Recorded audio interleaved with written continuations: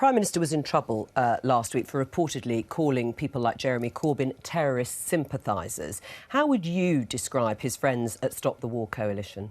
Well, I mean, I think David Cameron's comments were really unhelpful, to say the least, and I think he was absolutely wrong about that. And actually, it was a very sort of dangerous game he played there in trying to politicise that very difficult and thoughtful vote, and did not help him on the day. Fine, but how would you describe people at Stop the War? An organisation that Jeremy Corbyn is very heavily involved with? Well, he's been a long-standing, loyal member of that organisation that he fully supports, and they are a principled organisation that believe that war and military intervention can't ever be part of the process towards peace. I would like to think that. I would like to think that's not what they say. You read their articles; they're not against all wars at all. Oh, well, I understood that they're against. They didn't raise a voice against the Russian invasion move into Ukraine or Crimea. They haven't raised a voice, as far as I'm aware, against what the Russians are doing in Syria.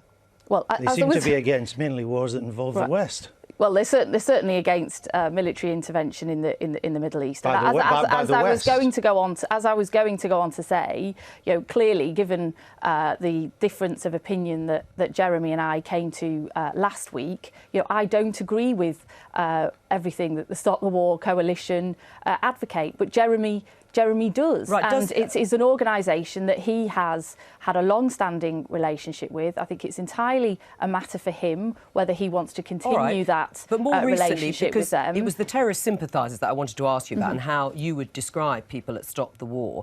I mean, shortly after the Paris attacks, Stop the War coalition said France reaped the whirlwind of Western foreign policy.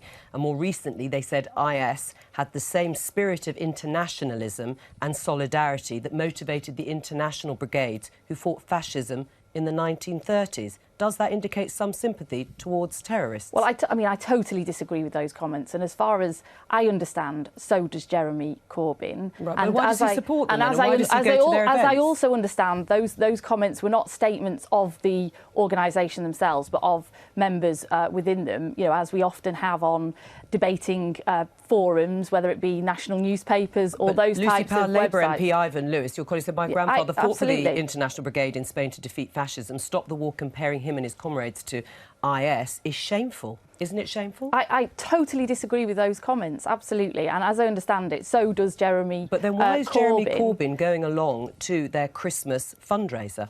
Well, that is a matter for him. Should he? That is a matter for him. He has a long-standing relationship with that organisation. As I understand it, those comments were not the comments as a statement of the organisation, but were comments that were put on there by individuals associated with that organisation and were taken down as quickly as they went up there, which is often the case. If you look at the Daily Mail or the Guardian website or the Labour Party website or the Tory Party website, I'm sure you can find pretty abhorrent opinions being posted up on those websites, which sometimes take a while to be taken down, as they were in that case. But as I say, I don't agree with Stop the War and all of their policies. As the leader of the Labour Party, be associated with an organisation that says those sorts of things, not just once, but twice? I mean, maybe he should, but do you, in your mind, if you don't agree with any of them, and some of your colleagues saying it's shameful, we've had Caroline Lucas stepping down from her role because of the things they said, should Jeremy Corbyn? Well, look, let's just separate those two things out. Are they the views of the organisation? Are they a statement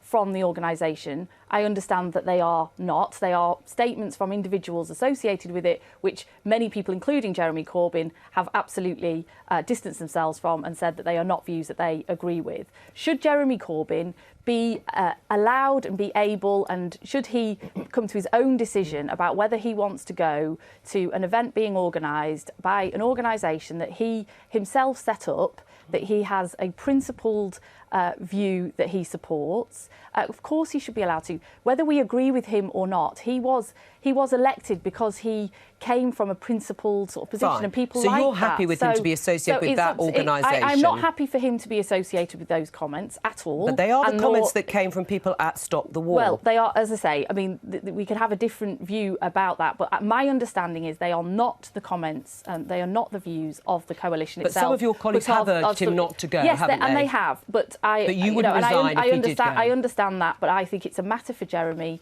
If he wants to go, he is a man of principle. He was elected. People supported him because he is a man of principle. Right. We might not agree with all of his views, and I don't agree with everything that Stop the War coalition say, but it is up to him whether he wants to go along or not.